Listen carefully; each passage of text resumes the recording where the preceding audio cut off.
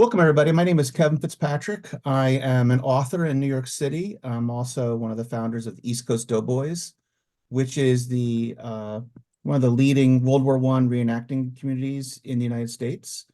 You can find out more about us on eastcoastdoughboys.com and also on our social media.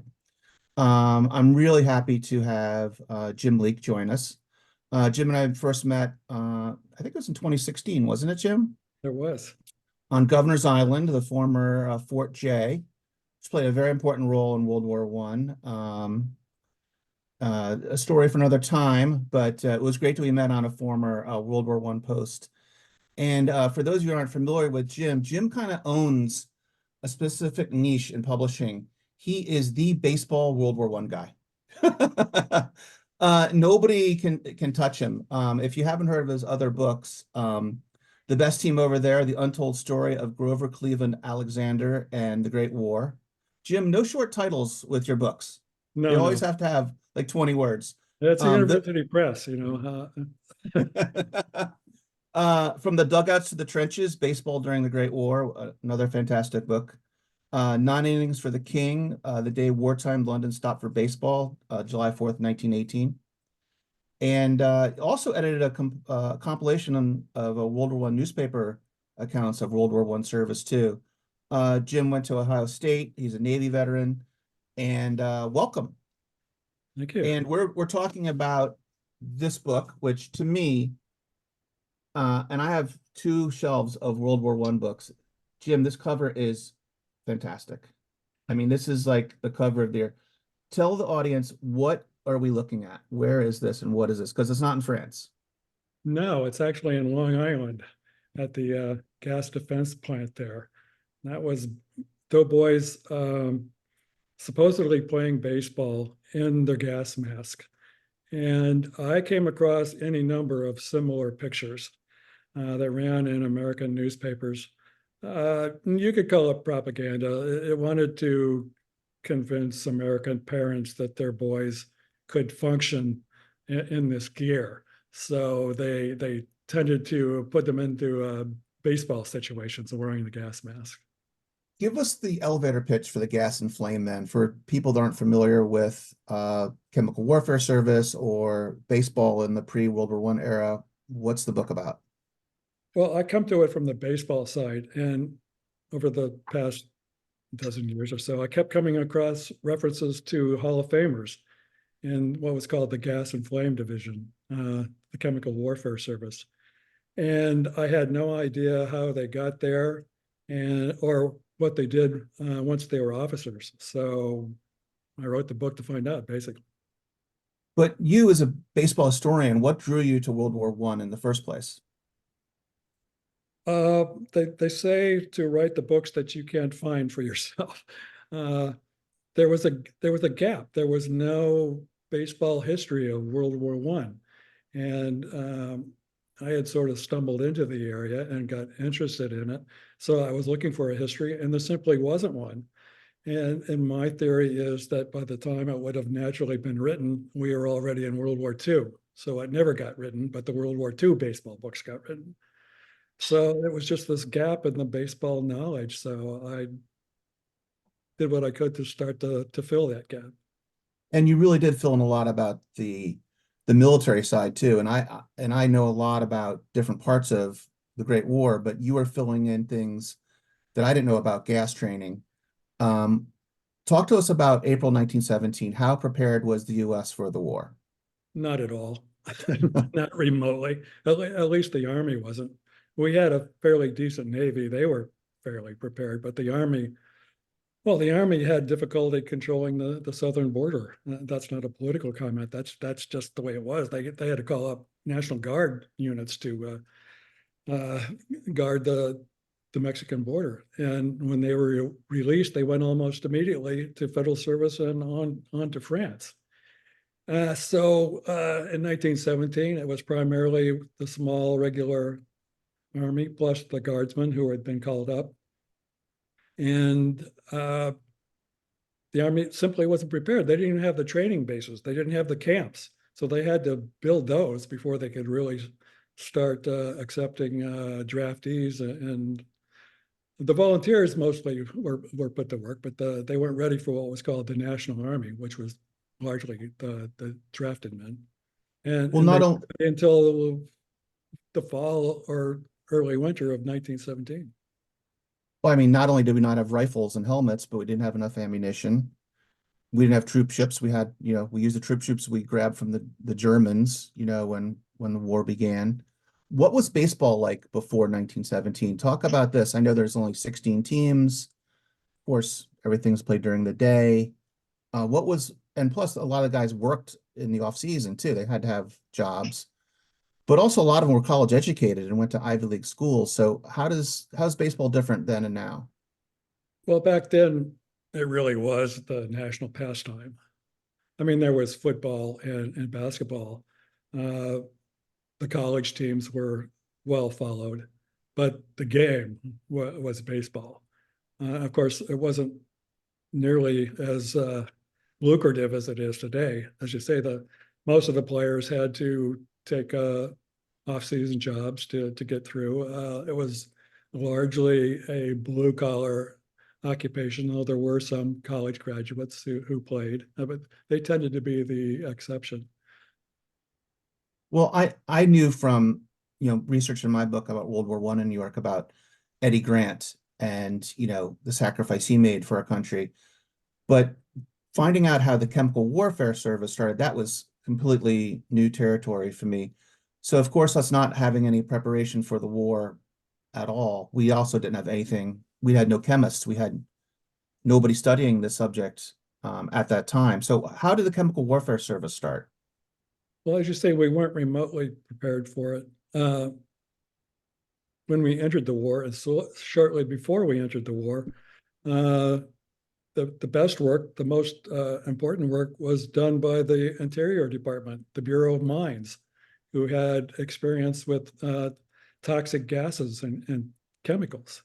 So there was a Bureau of Mines scientist who gathered other scientists and offered their services to the government. And an official history later said that he had more foresight than anybody in the War Department. The components of chemical warfare were the responsibilities were scattered everywhere through the government, through the War Department, through the Army.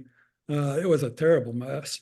It was really completely uncontrolled until the spring of 1918. The Army finally created the Chemical Warfare Service under an engineer and began to assemble the chemists they already had in service and to gather other chemists and technical people.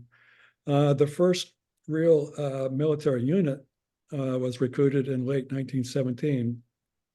That was the 30th Engineers. The chemical component was largely under the engineers at that point.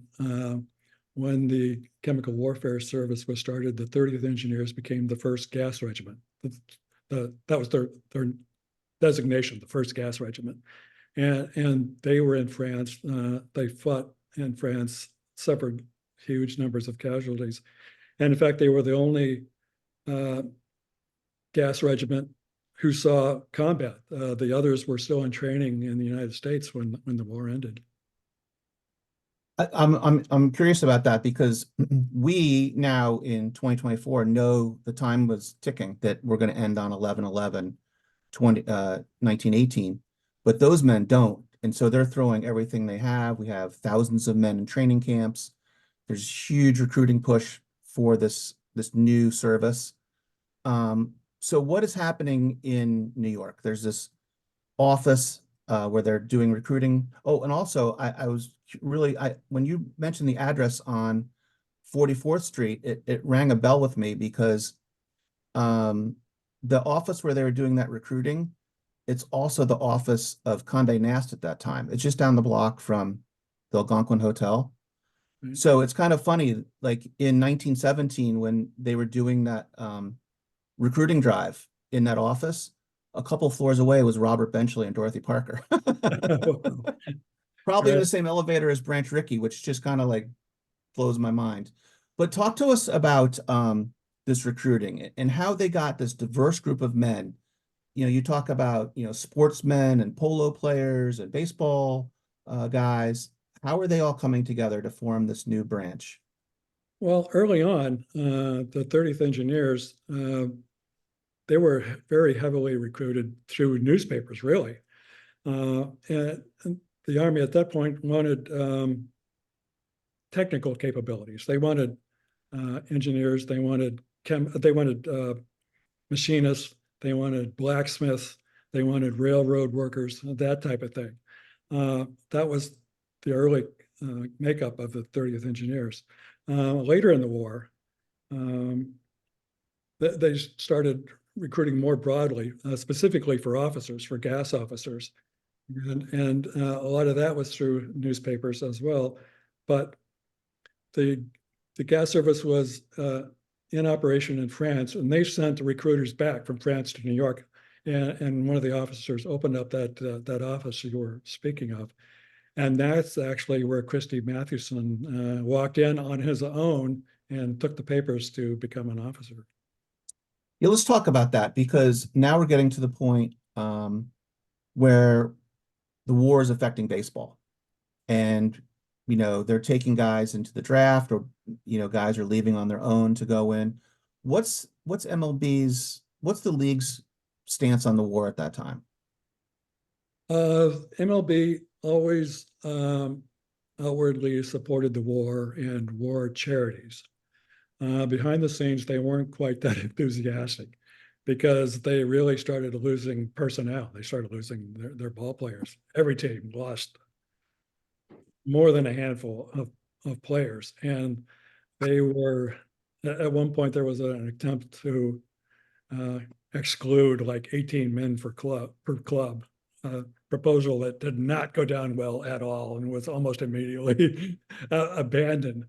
So by the 1917 season was very little affected. 1918 was much different. By spring training, there were something like 70 something ball players already in uniform. More were leaving every day. So the season was sort of chaotic and sort of a mess, and you didn't know half or 2/3 of the lineups. During the summer, the War Department issued what was called the Worker Fight Order, which meant able-bodied men of draft age either had to be in the service or had to be working in war industries. So that the question arose, did that pertain to baseball? That went on for a while. Yes, it pertained to baseball. And when they realized that, they ended the season early on Labor Day, and then they had the early Chicago-Boston World Series in September. Got it. Well, I want to start talking about some of these guys. And one of my favorite bits of knowledge I learned from your book, which is fantastic, is in the CWS, there was 4 players, 2 club executives, and a manager served in the chemical warfare service. 5 of the 7 are in Cooperstown. Right. And, for a game like baseball, which is all about stats, that is an incredible stat. So you're talking Christy Mathewson, which we'll talk more about in just a minute, Branch Rickey, Ty Cobb, George Sisler, and Eppa Rixey. Talk about, but also someone who didn't get into the Hall of Fame, but you begin in the book, which is Gabby Street. Right. And all I knew about Gabby Street before your book is he took the Cardinals to the World Series twice and won once. Who was Gabby Street? Why should we remember him today? Gabby Street, when he was healthy, was one of the great catchers. He was Walter Johnson's personal catcher, basically, in Washington. He overused his arm. He wore out. He was in the minor leagues in Nashville when the war started. And after the 1917 series, he enlisted in the 30th Engineers and rose quickly to sergeant, deployed to France, got into trouble, got busted down, was back up to corporal during the fall offensives, the Argonne, and he was gassed and wounded in October in the Argonne. Survived it, went back home, played another season or two in the minors, and then became a manager, minor league manager. Eventually, he managed the Cardinals, managed them into the World Series, and won it. And after that, he was a broadcaster, and one of his partners was Harry Carey, which is sort of amazing. Wow. Branch Rickey. Now, to me, I always saw Branch Rickey as this old man signing Jackie Robinson over a desk. But now we're talking about a young, healthy Branch Rickey, going from St. Louis, putting on the uniform of his own accord. He did, also all these men volunteered. None of them were drafted. They all left families behind, lucrative baseball careers to go into the Army. Talk about Branch, why he made that decision, what he was doing at that time, and what led him up to it. Branch Rickey had been a ball player, but during the war, he was president of the Cardinals. And he was in his mid-30s. He was a husband and father. He had 4 little kids. He certainly didn't have to go. You could even make the case that he had no business going. But it was a different time, a different era. People thought differently, felt differently about military service, especially during wartime. He saw a sign in a window in downtown St. Louis. A business that had opened 6 months earlier was now closed, and the sign said that the owner was in the Army. And Rickey felt guilty about it. And he wanted to get into service some way. He thought about joining the YMCA, who had uniformed members overseas in various sports programs. But it was really a guy named Percy Houghton, who was the former Harvard football coach, very well known at the time, had been very heavily involved in war preparedness before we got into the war. Houghton was sort of the first sports figure, the big sports figure to join the chemical warfare service. I never traced exactly who talked him into it. I'm sure it was some of his connections from the preparedness movement and in the War Department. He was commissioned a major. He was the one who convinced Rickey that he didn't want to be in the infantry, for God's sake, not at his age, but that he could do some good in the chemical warfare service. It essentially was Rickey who got Ty Cobb to come as well. He also was essentially responsible for George Sisler, though Sisler delayed a little bit and didn't accompany him to France. As I said, Christy Mathewson walked in to the recruiting office on his own. The other Hall of Famer, Eppa Rixey, the pitcher, had joined the Army in early 1918 on his own, and he did have a chemical background. They sent him to training on the West Coast. Eventually, after the big spring offensives, they sent him to France, and he was fairly valuable over there himself. One of the things about it was a web of connections, personal connections. I think that was most responsible for these big names, these big baseball names ending up in the same branch of the service. one of the things that I really liked is your details about the dangers of going, of just the troop ships themselves, and the influenza pandemic that was on, very similar to what we just experienced in 2020, 2021, and how close Rickey came. He got off the ship sick in France and went right into the hospital. Right, he was carried off the ship, and he almost died. And Christy Mathewson didn't fare much better. He was very sick when he got to France and was hospitalized there for a while. And so those troop ships were kind of dangerous places, both going over and coming back. We lost men on the troop ships coming home, which was just heartbreaking for not only the families, but their companions from their regiments and outfits.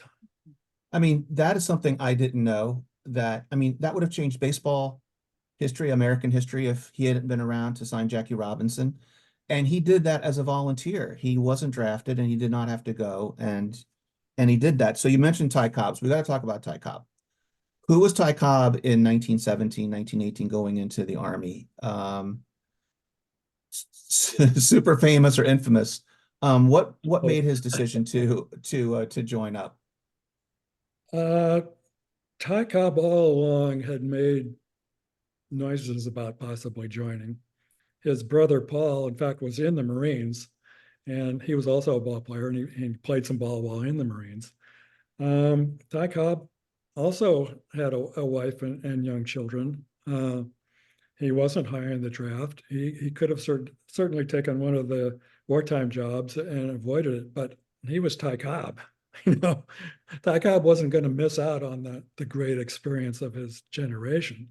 He waited until after the end of the series, and they were going to send him to training in Virginia. And Ty Cobb, being Ty Cobb, somehow said no, get me to France, and they sent him. Well, what blows me away is, okay, so some of these guys had no training at all. And a lot of the reasons that these men were recruited and some of what they said to the press and the media is, well, they're good leaders. They have good character. And so even though they're not chemists, they don't have any background in chemistry. Some of them, obviously were not qualified in that, but people would looked up to them. Men would trust them and they could be seen as leaders in that role. So untrained, they land in France. Let's talk about that training in France, because this also shocked me, because they were using real gas. They were using real poison gas to train the men when they got to France. And what was happening in that? Well, the Hall of Famers went to a place called Hanlon Field, where they learned to be gas officers. But every doughboy had to learn about gas. So the famous story is, it comes from the Ty Cobb book shortly before he died. The story is that he and Christy Mathewson were in a training exercise where they were using actual poison gas. And there was an accident, people missed the signal, and that Cobb and Mathewson were both gassed. Cobb not so badly, Mathewson very badly. Now this story sort of doesn't hold up, except that they in fact did use actual gas to familiarize doughboys with one, to recognize it and to trust their equipment. Now this was utterly routine to expose doughboys to small, brief exposure to poison gases, both in the United States and in France. That's the thing that the most surprised and even shocked me. I mean, I thought, this is insane. Who got court-martialed for this? No, it was a routine practice. And men died. I mean, I did that training at Camp Pendleton when I was going through recruit training. You went to a Quonset hut, all the windows are closed, but it's just tear gas. Right. And, we have to stand in there for 2 minutes and sing the Marine Corps hymn and then take it off and clear it and then leave. Nobody died, but you got teary and, snot's coming out. But they were actually using chlorine on these men on a regular basis. And as Cobb said, 8 men died in that accident. Right. I don't think they actually did. I think that incident was made up by his collaborator, sports writer Al Stump. I can't prove that, but a lot of people simply don't believe that story. My theory is that Stump took a story about this training and just blew it all out of proportion. Okay. But there's no way to prove it one way or another. And there's some slight anecdotal evidence that maybe there was such a terrible accident.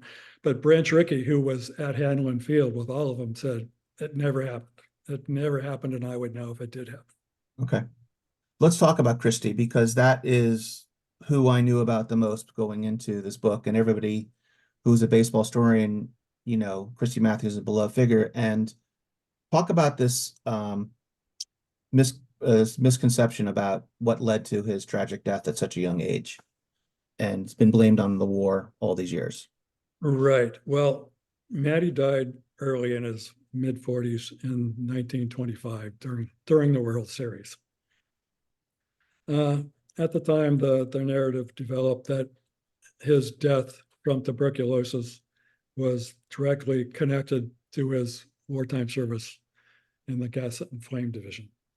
The thing is that during the war, there was never any mention of Matty being seriously gassed. This narrative didn't really arise in the newspapers until he was very seriously ill and near death. Matty himself never claimed to have been seriously gassed, though he said he had been exposed to small doses any number of times. And he didn't believe gas exposure had caused or worsened his TB. His wife thought differently.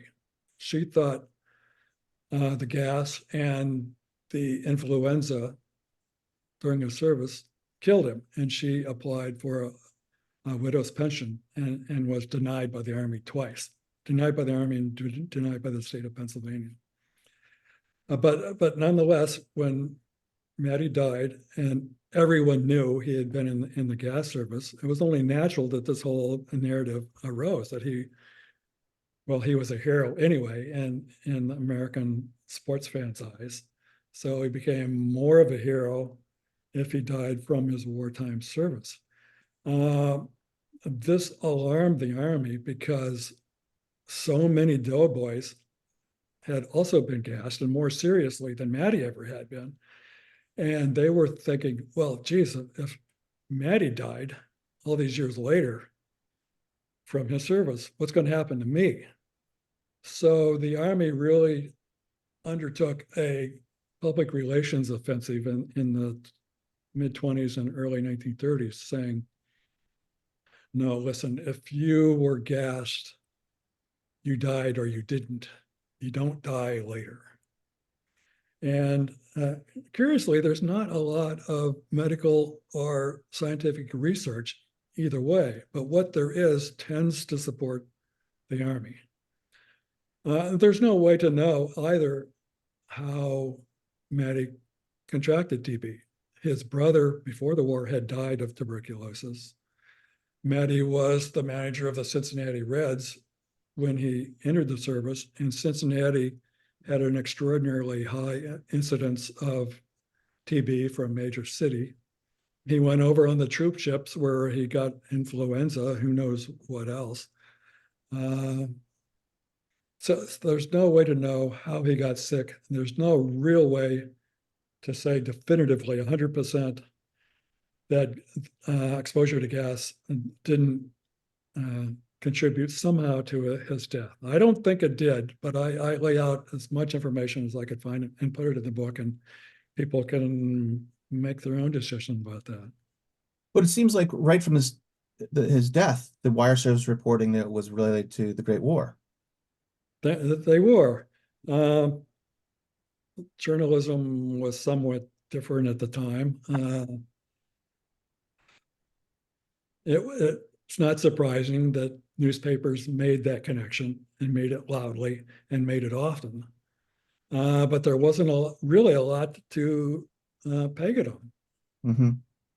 Do you think his widow was leaning more towards the Army? Because, I mean, I looked up his gravesite. It doesn't say anything on it about baseball, but it has his Army information on there. Right. And he was only in the Army. A great many of the ball players. Many of them have military headstones. I mean, it blows me away that he was in the Army for under a year, but was in professional baseball for 20, and that is what you will see in granite. It's kind of amazing.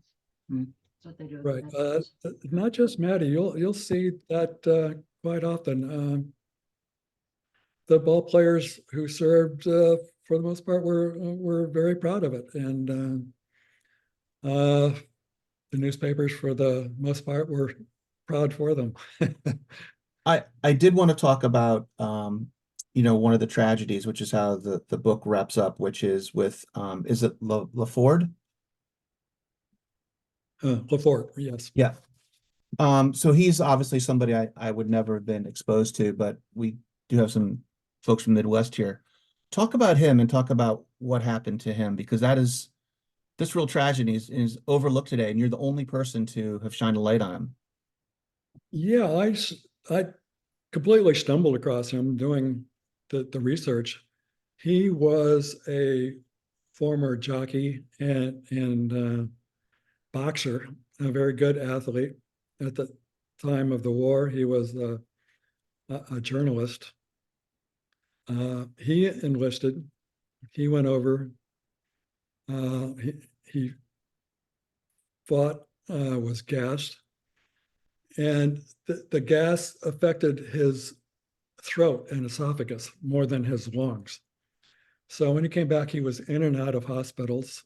He married one of his nurses, had, I think it was 3 boys, but he always dealt with the pain of that throat injury.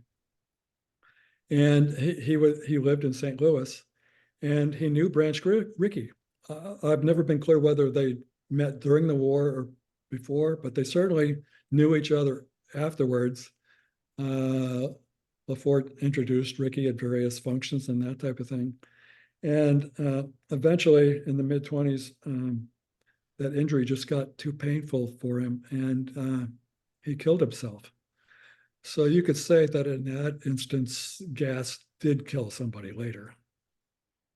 But This it's was just the in, way that they were talking about Christy Mathewson. yeah, he was in Webster Groves and he's buried in Kirkwood, Missouri, which is very close to where I went to high school. Um, what's their legacy, Jim? What do you want people what's the takeaway from this book? Well, truthfully, for the most of the Hall of Famers, they simply got there too late. Matty got to his division the day the armistice was signed. Rickey and Cobb never got into action. Eppa Rixey covered quite a bit of the front. Percy Houghton covered quite a bit of the front. Cabby Street, as I said, was gassed and wounded. I think what you should remember is that they didn't have to go, but they did. You can say it was a different time, a different mindset, but it doesn't make it any more admirable. It doesn't make it any more something to be criticized. I mean, you could say, geez, Branch Rickey should have stayed home, but he couldn't have lived with himself if he had stayed home. So he went, and he was taking all the risk of everyone else. It wasn't his doing that the war ended before he got into action, and he came home, but he kept the reserve commission for a while. So I think it's just the example, the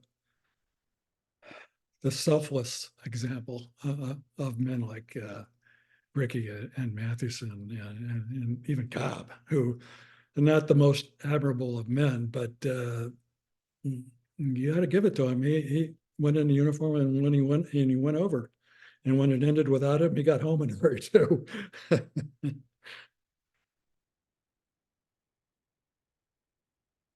Sorry, I was on mute for a second. I did want to show you a couple of really great photos. So here's Gabby Street, and this is backwards, Christy on the troop ship. You know who that is. There's a Georgia Peach. He just looks so good in that overseas cap. It's just like Yeah, a he does. recruiting poster. Yeah, in fact, they made a baseball card, I think, out of that image. Oh wow. Okay, thanks, Jim. Now I gotta go on eBay. Um, and I love that you tracked this down of Branch Rickey's ID card. That is just incredible with the Sam Brown belt and everything. He just looks like he's ready to go over and start leading. A friend of mine located that at the Library of Congress. Super find. That is such a great thing. Does anybody have any questions? We'll open up questions. You can either raise your hand or post in the chat window if you want me to ask a question. Hey, Jim, I'd love to have you talk a little bit about the process of your research. I have not read your baseball books. I did read the Turtle and the flight books, but I'm staggered by the amount of facts that you uncovered. Tell me about the research. You know, people often say that, and it always puzzles me a little bit because that's the interesting part. You know, you start to dig into these things, and I don't know about anybody else, but I tug one thread and it keeps unraveling until I come to this whole tapestry, which I have to investigate. Most of the baseball stuff starts with the newspapers. The papers then are much different than they are now. So you have to take some of it with a large grain of salt, but there was an awful lot of information in an awful lot of newspapers. And I just love going through it, and I love the language of the time. So I never get bored going through the old newspapers. And there's a huge amount available online one way or another. For the military stuff, again, newspapers. Every small town had its own newspaper, and most of the time they carried letters home from the doughboys. So you can make incredible finds just trolling through these small town papers. And then on the military side, you also have to check, well, the various histories, the divisional histories, the regimental histories, sometimes even a battery or company history. There's amazing stuff there. But finally, you have to get down to it, and you have to go to either the Library of Congress or the National Archives. The archives are scattered all over the country. I've had people look for me at the personnel archives in St. Louis. I've personally gone to the archives at College Park, Maryland, I don't know, several times. And I don't know if you've ever been to the National Archives and tried to research anything, but the amount of material they have is staggering. Millions and millions and millions of documents categorized in boxes and maybe by folders, but certainly not by individual documents for the most part.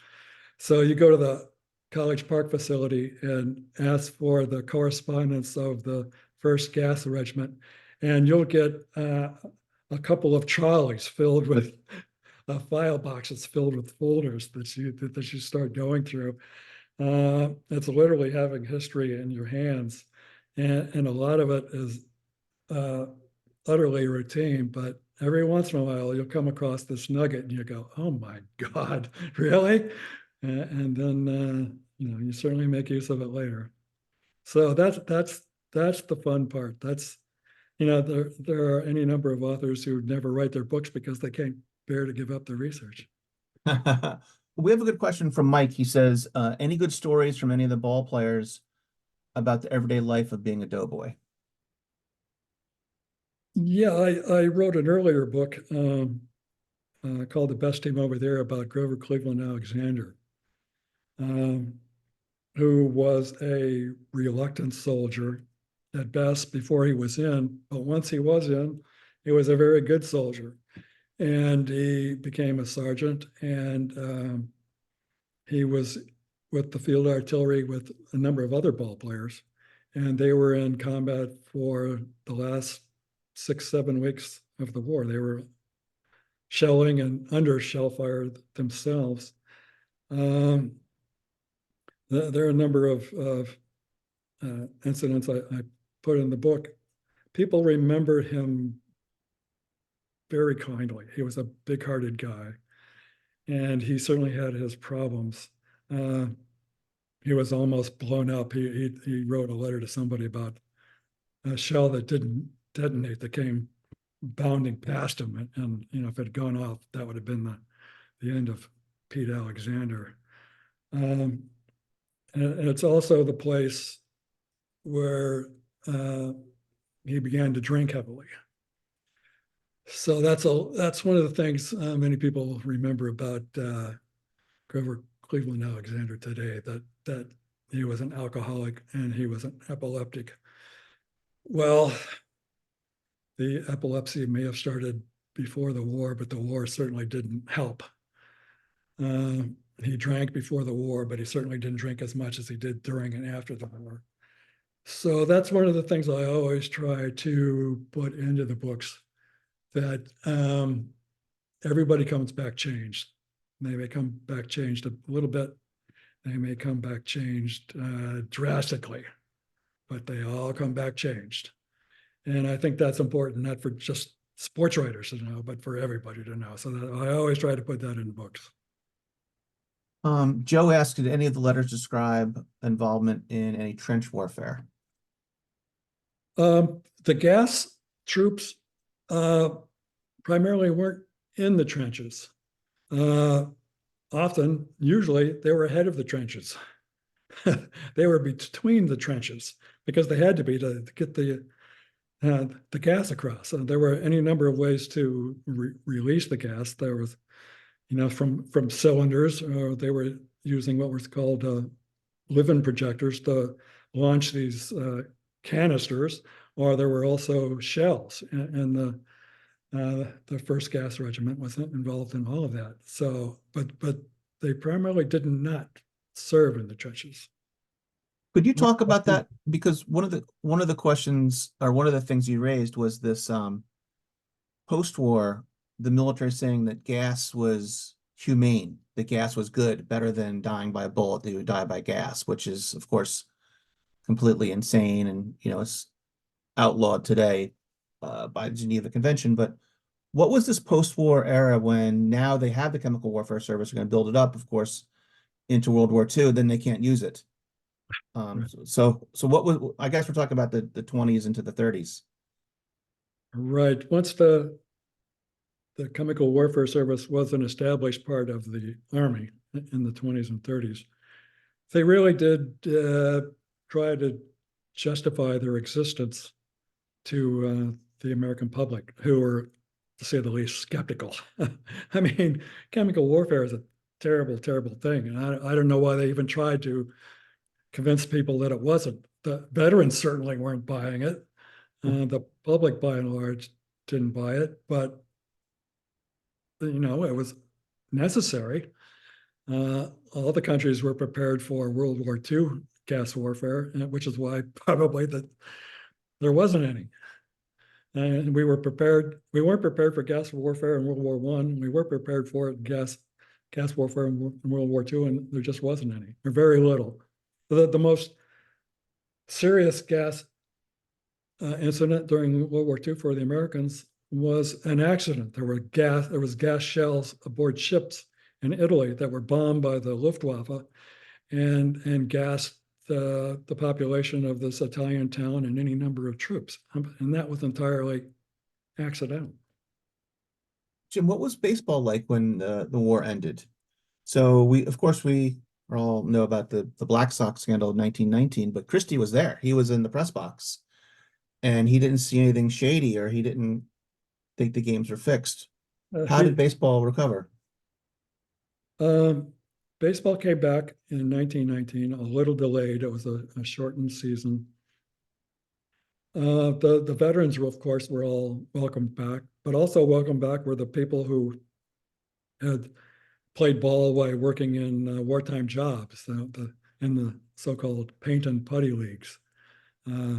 Shoeless Joe Jackson was the first and most famous of these. He jumped the White Sox to work at a shipyard in Delaware, and was very, very heavily criticized. And Charles Comiskey, the owner, wasn't going to let him back, or any of the others who jumped. But when it came down to it, baseball couldn't do without all of its players, the veterans and the people who had jumped or who had worked in war industries, honorably after the series. So they welcomed them all back.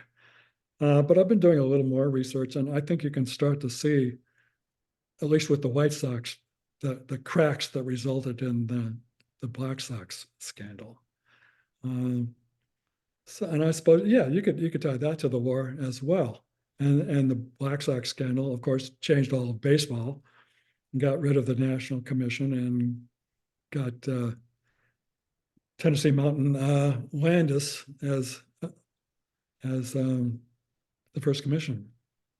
What do you think Landis to say about today with advertising for gambling in all the ballparks? I think he would be just appalled. Well, personally, I'm appalled, but that's just me. I don't have anything to do with MLB. Yeah. We have another question. Bob asks, as a Vietnam vet, do you have any thoughts on parallels with Agent Orange? Either the U.S. uses of it or the government's response to veterans' injuries? The government and the Army have never been very good at responding to exposures to chemicals from whatever source. They've never been good about that. And no Vietnam veteran or no more recent veteran is going to tell you any differently. When I was in the Navy, the chief of naval operations was Admiral Elmo Zumwalt, who was very heavily criticized by long-serving sailors and I won't say beloved, but respected by lowly sailors like myself, because we felt he looked after us. And Admiral Zumwalt's son was a naval officer in the Riverine forces, and he was exposed to Agent Orange, which Admiral Zumwalt had ordered used. And the son later died. It was years later, but he later died. And, you know, largely traced back to Agent Orange. So anytime any Army, any service uses that kind of stuff, you're unleashing God knows what. I was looking at what baseball did for the centennial of the Great War in the 2018 season, and it was really the minor leagues. There was a series of minor league games that paid tribute to World War I, that the Doughboy Foundation, which is what the World War I Centennial Commission used to be. And I think didn't you do some writing for them, Jim, too, around that time phrase too? I was writing for various journals and speaking occasionally, and I was at a couple of World War I recreation ball games in Tennessee, and I helped get one put together in England as well. So, yeah, the centennial, the observations were scattered, but they were definitely there. Mm-hmm. Isn't there? I think there's a Doughboy minor league team. Maybe it's independent. One of my friends. I think there is. I think there is a low minor, or there used to be one called the something Doughboys. I couldn't tell you where it is though. Yeah, that was. You'll tell me where it is. Well, what happened is, they launched and their logo looks just like our logo. Really? So one of our guys is a creator, and he did our logo. Goes, wow, this baseball logo looks just like our logo. But what are we gonna do? Sue a minor league baseball team? We're not registered, So anybody else have any questions? I do. So I'm in North Carolina. Jim and I went to high school together. Hey, Jim. Yeah. So a question, and then I want to share something else with you here too. A question: when was the Negro League formed? The Negro Leagues were formed in 1920, but Yeah. there were quite a few African American teams active across the country earlier. In fact, I've been looking into a little bit about that recently, but they never came together until 1920.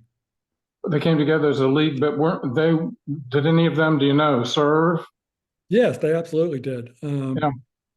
Especially around New York. There were quite a number of African American teams in and around New York, and there were good ball players among the old Buffalo Soldiers, who weren't really called that anymore, but they were sent to France as well. And the Harlem Hellfighters, they had a number of good ball players there. They had white officers, of course, and some of those white officers were also ball players. So just among anybody, among the Doughboys, you would find baseball. among the white troops, among the African-American troops, the segregated troops, everybody played baseball. Everybody. It was truly amazing. The newspapers called it Uncle Sam's League because there was so many. Jim, could you talk about the creation of the Hall of Fame and that first class, which of course is represented here by World War I? Right. The Hall of Fame was always an idea, but it never really came together until the middle 30s, and was settled on Cooperstown for totally bogus reasons, of course. Abner Doubleday had nothing to do with the creation of baseball, but they put the hall in Cooperstown anyway, and yeah, some of those World War I veterans were in that first class. Alexander, Mathewson, Cobb, they were certainly famous long before the war. They were as famous and more famous after the war. That's great. So Kevin, let me just do a perfect segue into the other thing I wanted to say. And so Jim, you probably wouldn't remember this. My mom was a professional portrait painter, did a couple thousand commissioned portraits during her career. And there was a guy who hired her to do portraits of Ty Cobb, Babe Ruth, Lefty Grove, Lou Gehrig, and 4 others for the Hall of Fame. Really? They ended up not being placed there because the families wouldn't allow the images to be released. But I was just going to kind of hold this up and share them. Oh, wow. Those are great. If I can get this in here. That's super. Yeah, and I don't know where these are now. I think they're probably in the hands of the guy who hired her. Oh, those are great. So if you want, though, I could try to track these down if you'd have any interest. Well, thanks. Yeah. I would contact the Hall of Fame again. I would contact one of the archivists there. They probably don't know about it now. This guy hired her and paid her significantly to a couple $1,000s, I think, to do each one, and then they got all put together, and he could not get the release from the families, so it went away. And this is probably maybe, I'm going to say 40 years ago. Wow. So tracking them down now where they are, I could try to do that if you want. Yeah. And, they have a pretty active arts program, and they have exhibitions and things there in Cooperstown. I'd definitely get in touch with them. Cool. Last question. Who's going to win the World Series, Jim? I never have the slightest idea. I am always wrong, so I am not the guy to ask. I say the Dodgers every year, and one out of 12 they do it. Great. Well, thanks everybody for joining us tonight. Jim, the Cardinals. Oh, here St. Louis is in. Thank you so much. I'm going to stop the video, but I wanted to ask you, Jim. Oh, wait, hang on. Right.